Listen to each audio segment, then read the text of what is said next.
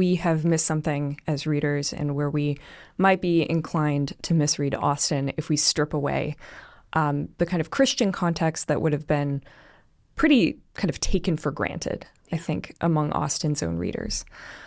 So the idea of poetic justice, just to go back to that earlier concept, we might wonder why. Again, it sounds kind of naive. Why should the wicked be punished and the virtuous rewarded? Why was this such a serious issue?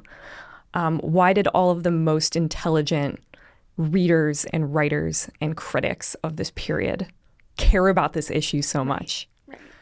And the answer to that is because these writers believed that what was at stake was really kind of the fundamental nature of reality. So, drawing on Aristotle, pretty much everyone in the 18th century agreed that poetry or literature, fiction, should be an imitation of reality. It should hold up a mirror to the world and show things as they really are. So that was one fundamental assumption. The question we might ask is, well, what did they believe the reality of the world was? Yeah.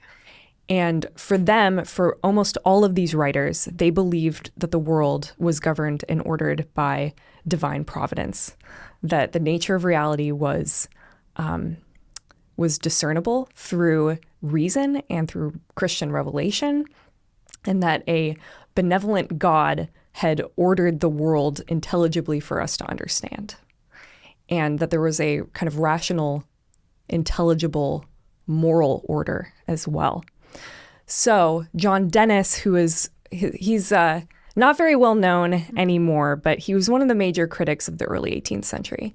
And he said that the reason why the end of, and in his case, he's talking mostly about plays and about dramatic performance.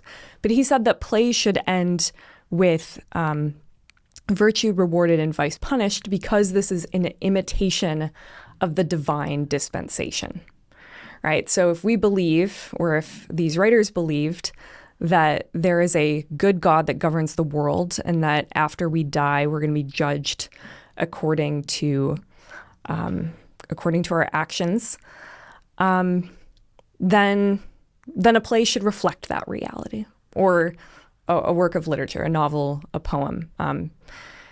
And so this is why it's such a big deal. If you think that in reality, your virtuous actions, even if you're suffering immensely throughout your life, will ultimately be rewarded with happiness in heaven,